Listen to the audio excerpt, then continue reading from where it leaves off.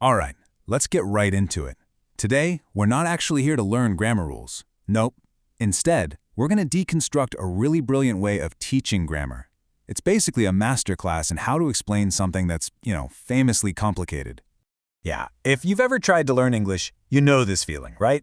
Had finished, have been finishing, ugh. These are called the perfect tenses, and they can feel like a total maze where one tiny wrong turn completely changes what you're trying to say. It's a classic sticking point for learners everywhere. And there's a good reason for that. I mean, you're not just translating words from one language to another. You're trying to translate the very concept of time. Expressing that one thing happened before something else, or that an action has been going on since last Tuesday. It's all so abstract, and honestly, it's just really, really hard to get your head around. Which brings us to what I like to call grammar's time travel problem. How on earth do you clearly explain actions that are all layered on top of each other across the past, the present, and the future? Well, at the very heart of this problem are the perfect tenses. Think of them as the special tools in our language toolkit. They let us add all these complex layers of time to what we're saying, connecting different moments to show how they relate in a way that simple tenses just can't. So the big question is, how do you teach something so tricky? Well, today we're looking at a fantastic solution, a specific e-learning module that was designed to tackle this problem head-on. It's a short video course called Refining Timelines, and it was made for high school students learning English. And its entire goal is simple. Take these vague, abstract ideas about time and make them tangible, something you can actually see and understand. And its mission is super clear. It's not about just memorizing rules. It's about helping students truly master these tenses, to finally get the difference between something that's still going on versus something that's already finished. And crucially, to correctly use those little words like for, since, and by that make all the difference.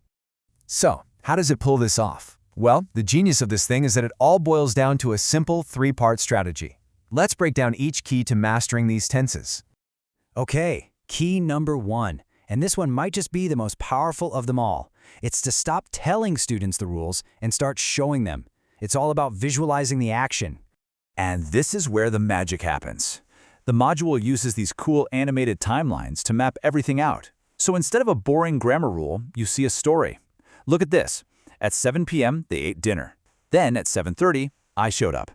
The timeline makes the relationship totally obvious. By the time I arrived, they had eaten. It just clicks. It makes the concept feel intuitive. So visualizing is a great first step, but the real breakthrough happens when you start building on that.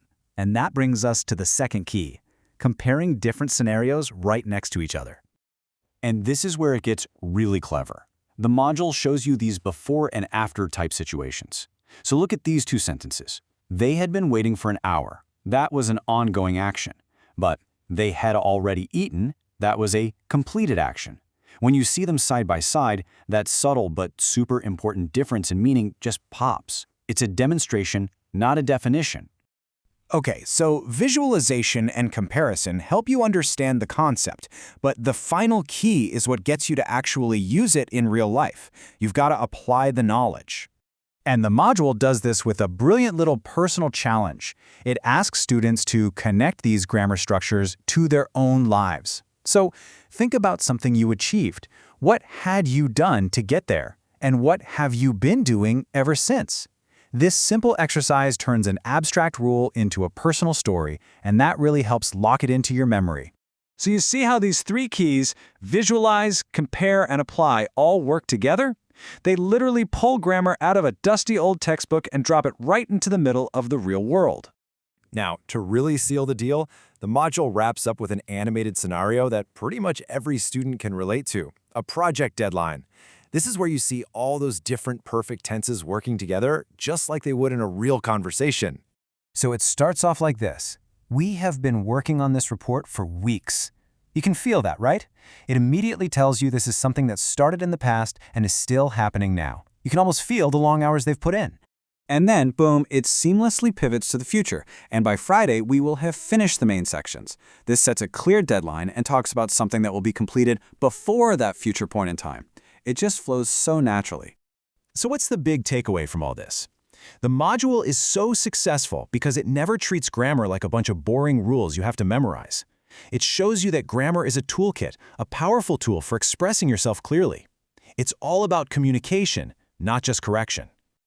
And this brings us to a much bigger idea, one that goes way beyond this single English lesson. What does this tell us about the future of learning in general? What this awesome little module really proves is a universal principle. It doesn't matter if you're talking about grammar or physics or economics. Any complex topic can be broken down and made clear. The secret is smart, structured, and super visual design that guides you from just seeing something to actually understanding it and then finally to being able to apply it yourself. Which leaves us with a final thought to chew on. If something as notoriously tricky as English grammar can be untangled with a simple, visual timeline, it really makes you wonder, doesn't it? What other huge, complex ideas are out there, just waiting for the right visual explanation to finally make them click for everyone? What should we map out next?